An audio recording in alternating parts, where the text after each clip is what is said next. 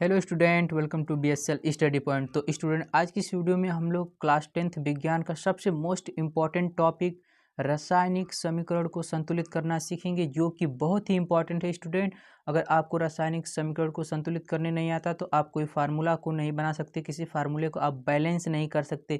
तो स्टूडेंट, यह वीडियो आपके लिए बहुत ही इंपॉर्टेंट और बहुत ही हेल्पफुल होने वाली है। तो स्टूडेंट, वीडियो में अंत तक बने रहिएगा।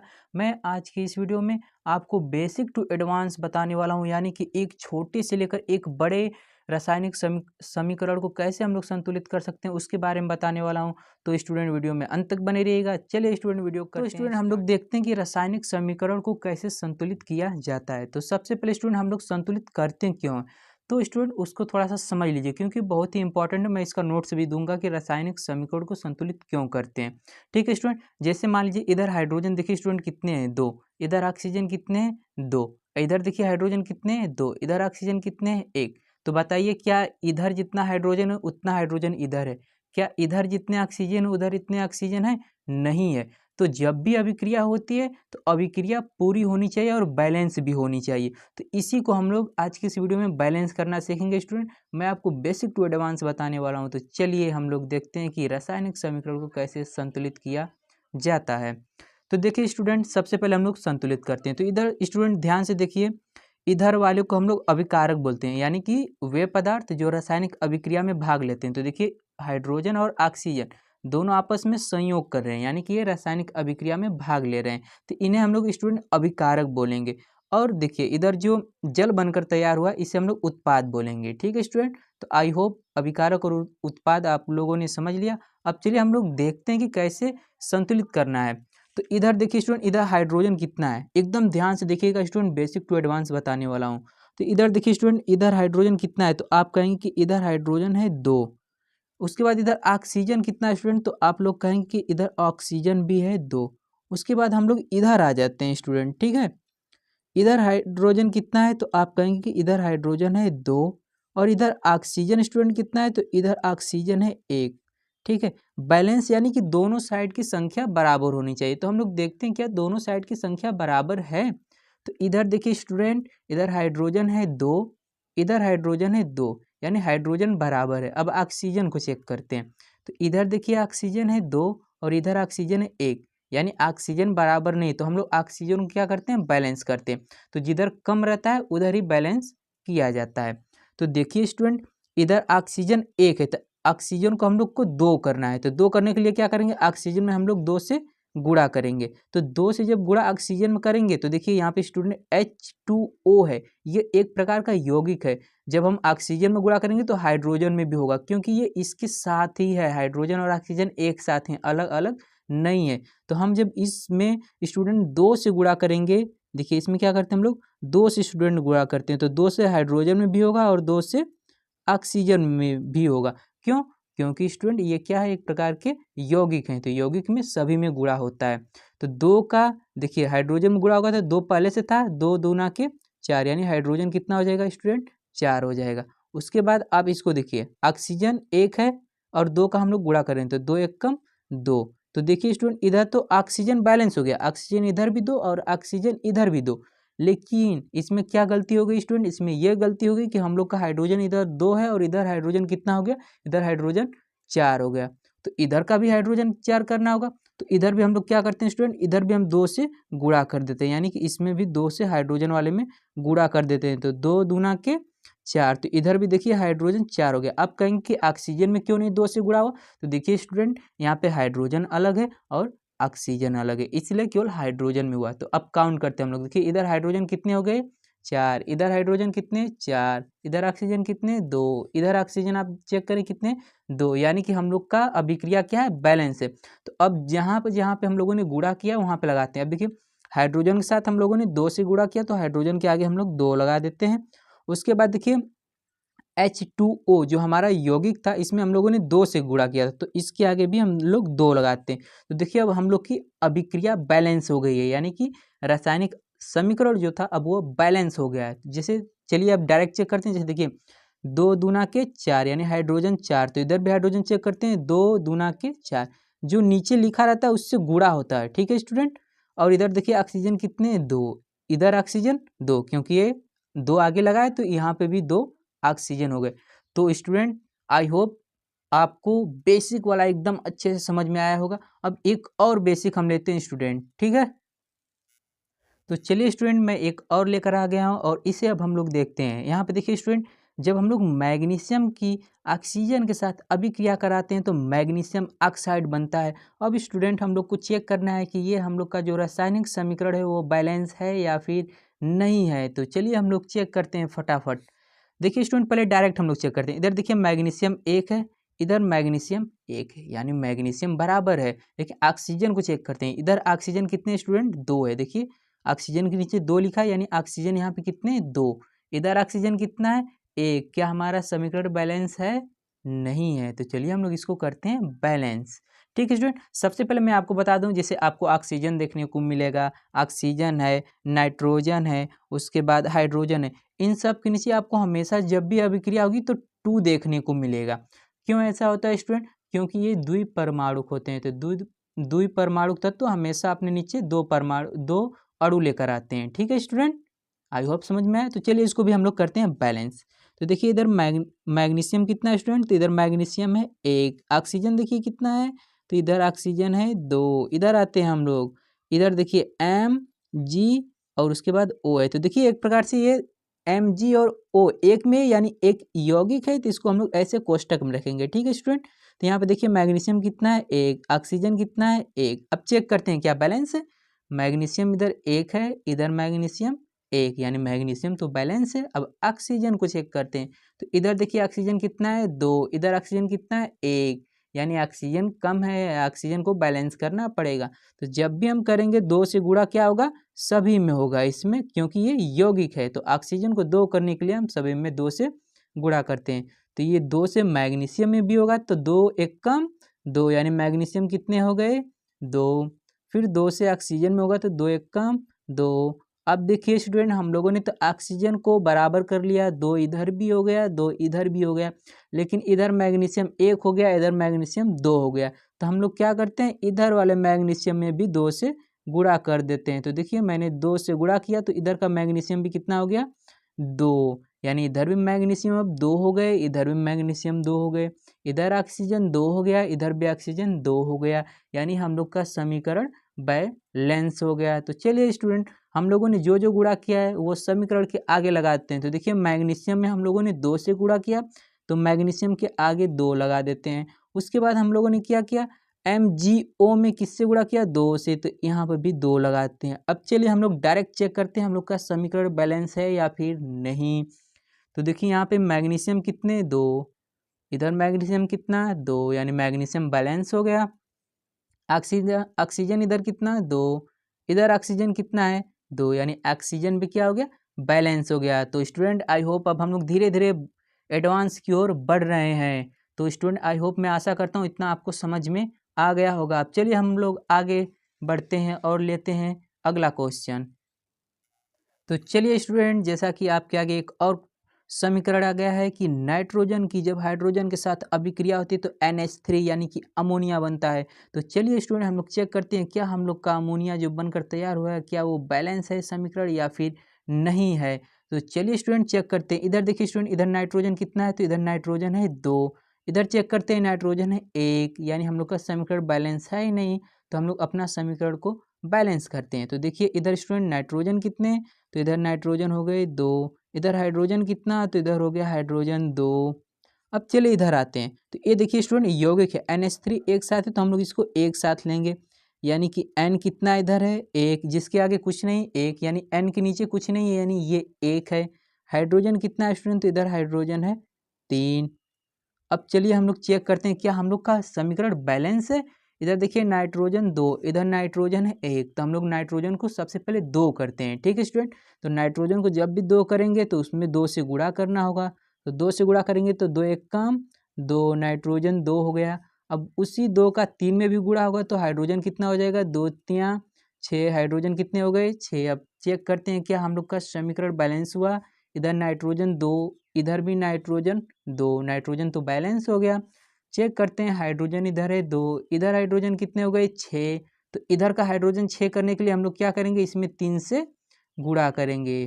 3 से जब गुणा करेंगे तो 3 दूना के 6, इधर का भी हाइड्रोजन कितना हो गया 6। अब चेक करते हैं कि क्या अभिक्रिया बैलेंस है। इधर नाइट्रोजन 2, इधर नाइट्रोजन 2, नाइट्रोजन बराबर है, इधर हाइड्रोजन है 6, इधर भी हाइड्रोजन हो गया 6, यानी कि हम लोग का समीकरण बैलेंस हो गया। अब चलिए चेक करते हैं और डायरेक्ट लिखते हैं। जैसे देखिए हाइड्रोजन हम लोगों ने 3 से गुणा किया तो इधर हाइड्रोजन के आगे 3 लिखेंगे।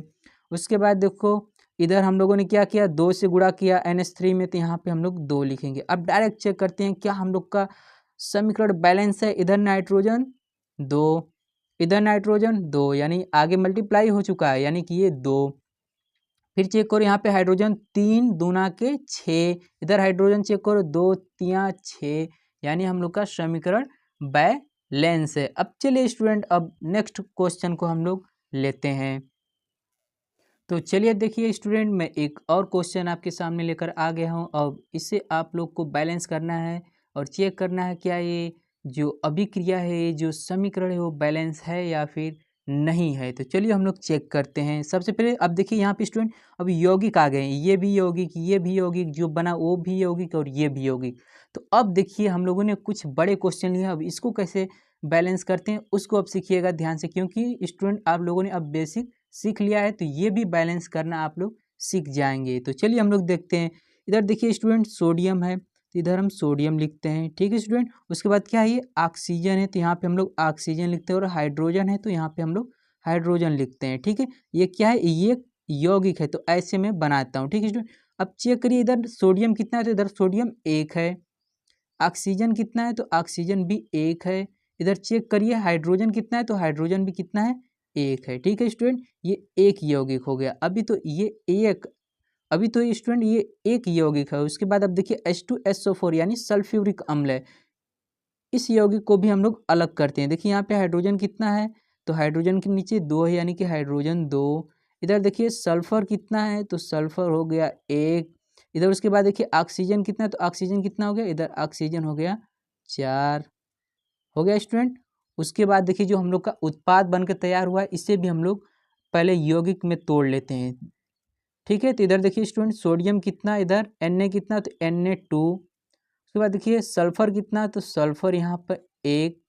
ऑक्सीजन कितना है तो ऑक्सीजन 4, तो यहाँ पे ऑक्सीजन हम लोग का कितना हो जाएगा स्टूडेंट 4, ठीक है। उसके बाद देखिए इधर ये भी एक यौगिक है H2O, तो यहाँ पे देखिए हाइड्रोजन कितना है 2, ऑक्सीजन कितना है 1।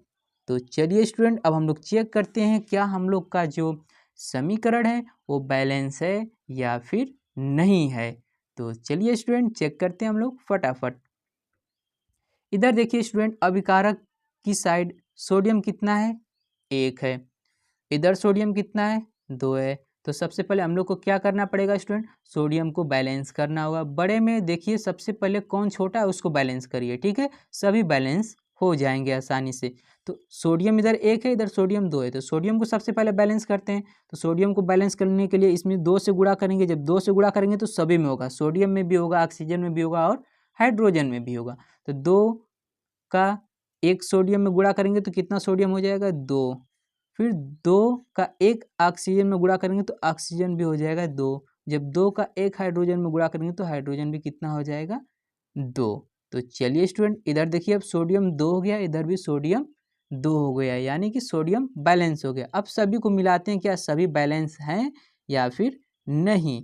तो चलिए स्टूडेंट अब ऑक्सीजन को हम लोग देखते हैं। तो देखिए इधर ऑक्सीजन कितने हो गए 2, इधर ऑक्सीजन देखिए इधर का ऑक्सीजन 2 और ये ऑक्सीजन 4, तो 4 2 कितने ऑक्सीजन हो गए 6, 6 ऑक्सीजन हो गए स्टूडेंट। इधर ऑक्सीजन देखिए 4 और 1 5 ही ऑक्सीजन है, तो इधर का भी ऑक्सीजन तो 6 होना चाहिए। इधर टोटल 2 ऑक्सीजन ये और 4 ऑक्सीजन ये, तो 4 2 6 ऑक्सीजन, तो इधर भी 6 ऑक्सीजन होने चाहिए, लेकिन इधर कितने हैं, इधर ऑक्सीजन हैं केवल 5। तो इधर भी ऑक्सीजन 6 करने के लिए अगर मैं इस वाले ऑक्सीजन में अगर 2 से गुणा कर दूं तो 2 ये हो जाएगा और 4 ये, तो 4 2 6 ऑक्सीजन हो जाएंगे स्टूडेंट। तो चलिए मैं 2 से इसमें गुणा कर देता हूँ। तो देखिए हाइड्रोजन यहाँ पे कितना हो जाएगा, इधर हाइड्रोजन हो जाएगा 4, कितने हाइड्रोजन हो जाएंगे स्टूडेंट, तो यहाँ पे हाइड्रोजन हो जाएगा 4। ऑक्सीजन का गुणा करेंगे तो 2 1 कम 2, तो ऑक्सीजन कितने हो जाएंगे 2। अब चलिए हम लोग देखते हैं क्या हम लोग का समीकरण बैलेंस हुआ है या फिर नहीं।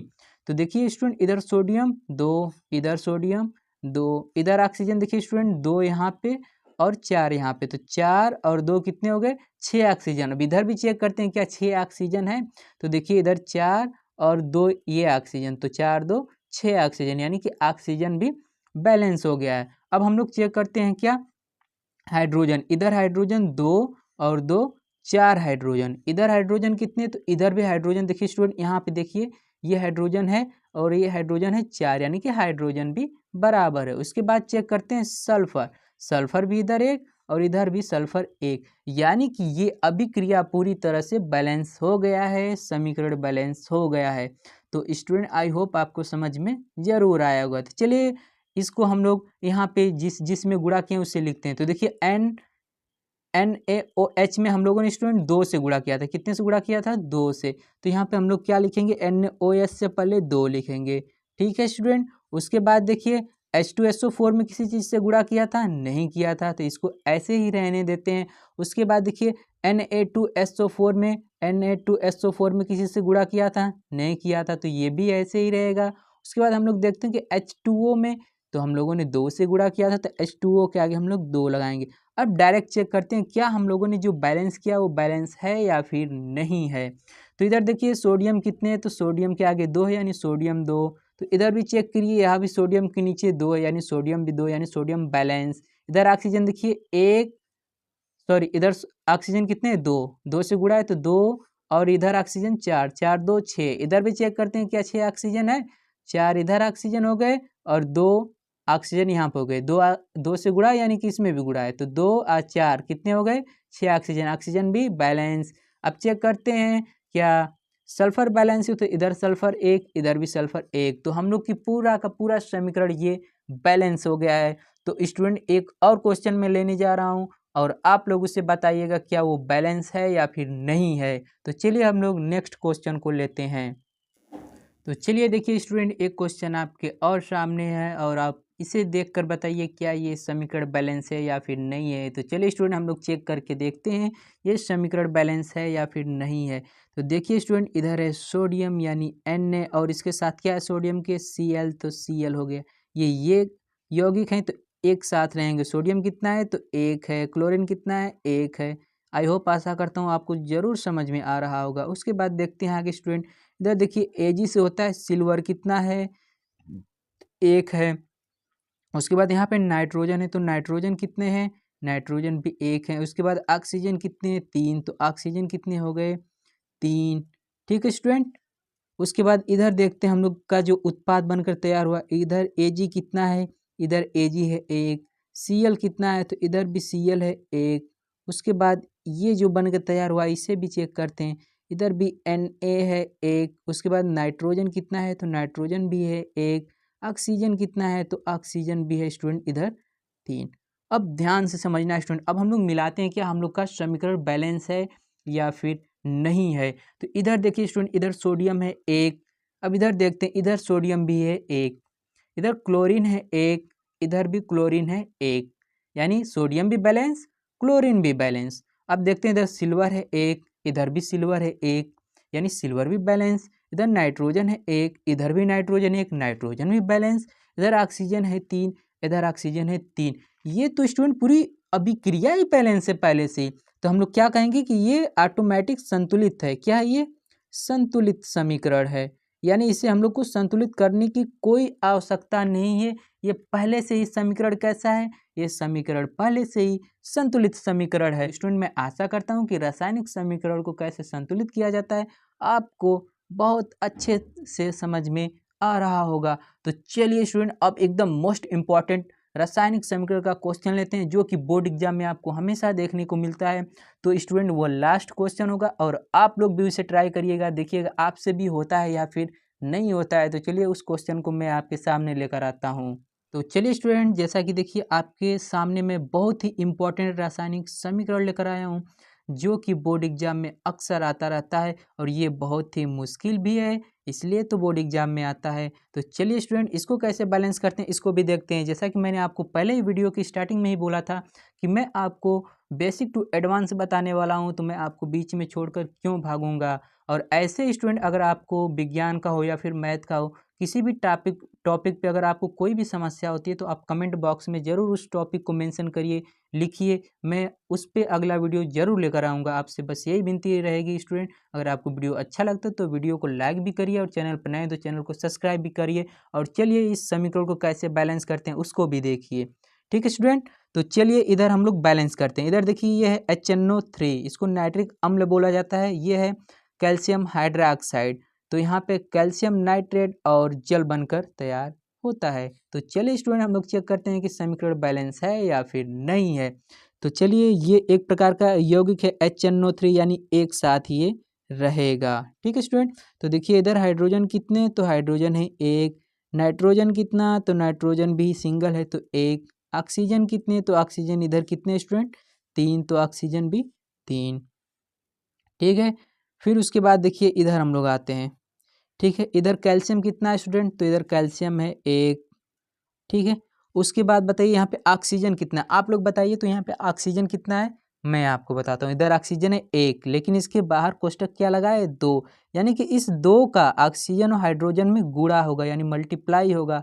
तो यहाँ पे ऑक्सीजन कितना है, एक, तो जब दो का एक में गुणा होगा तो ऑक्सीजन कितने हो जाएंगे, दो, यानी ऑक्सीजन यहाँ पे कितने हैं, दो। हाइड्रोजन बताइए, ऐसे ही हाइड्रोजन का भी दो में गुणा होगा तो हाइड्रोजन भी कितने हो जाएंगे, दो हो जाएंगे। ठीक है स्टूडेंट, इतना समझ में आया।